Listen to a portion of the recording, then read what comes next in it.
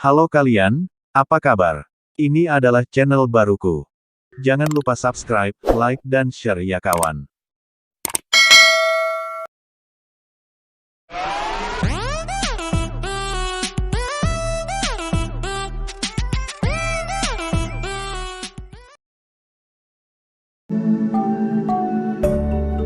Bali adalah salah satu destinasi wisata yang memiliki keindahan alam dan pura-pura yang indah.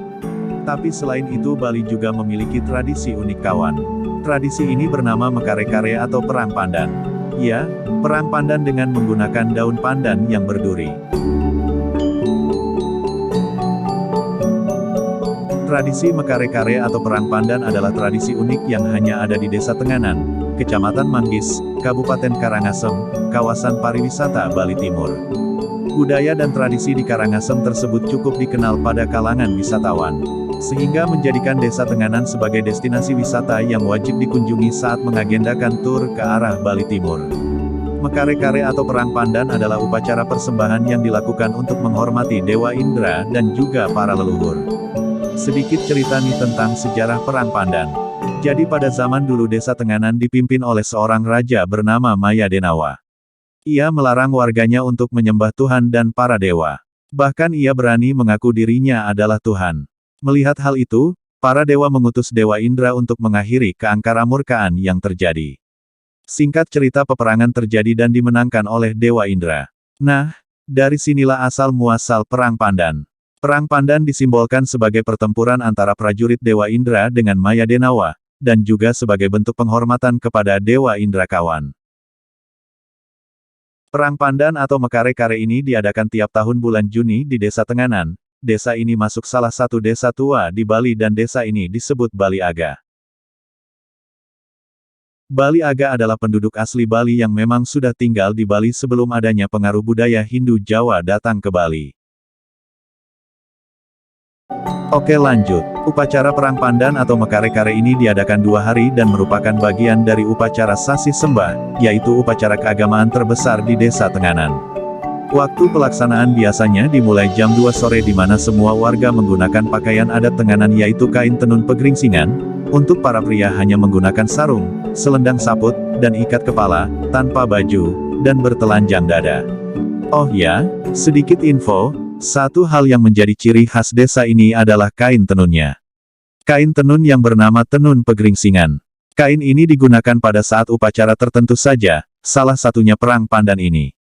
Dalam proses pembuatannya, kain ini memerlukan waktu antara 2-5 tahun loh kawan.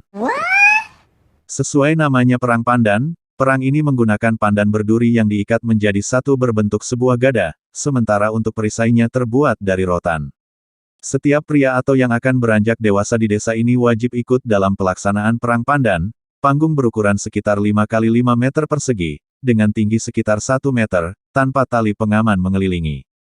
Sebelum Perang Pandan dimulai, diawali dengan ritual upacara mengelilingi desa untuk memohon keselamatan. Saat upacara Perang Pandan akan dimulai seorang pemimpin adat di Desa Tenganan memberi aba-aba dengan suaranya, lalu 2 pemuda bersiap-siap. Mereka berhadap-hadapan dengan seikat daun pandan di tangan kanan dan perisai terbuat dari anyaman rotan di tangan kiri. Penengah layaknya wasit berdiri di antara 2 pemuda ini. Setelah penengah mengangkat tangan tinggi-tinggi, 2 pemuda itu saling menyerang. Mereka memukul punggung lawan dengan cara merangkulnya terlebih dulu. Mereka berpelukan saling memukul punggung lawan dengan daun pandan itu lalu menggeretnya. Sebentar. Berpelukan di sini bukan dalam artian imut seperti Teletubbies ya, tapi ini berpelukan sambil menggeret duri pandan yang tajam kawan.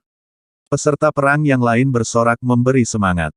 Gamelan ditabuh dengan tempo cepat. 2 pemuda itu saling berangkulan dan memukul hingga jatuh. Penengah memisahkan keduanya dibantu penonton atau peserta yang lain. Pertandingan ini tidak berlangsung lama. Kurang dari 1 menit. Selesai satu pertandingan langsung disambung pertandingan yang lain. Ini dilakukan bergilir selama 3 jam. Nah buat kalian yang bertanya apakah mereka terluka? Sudah pasti jawabannya iya, peserta Perang Pandan akan memiliki bekas luka goresan duri-duri pandan, dan tentu saja berdarah ya.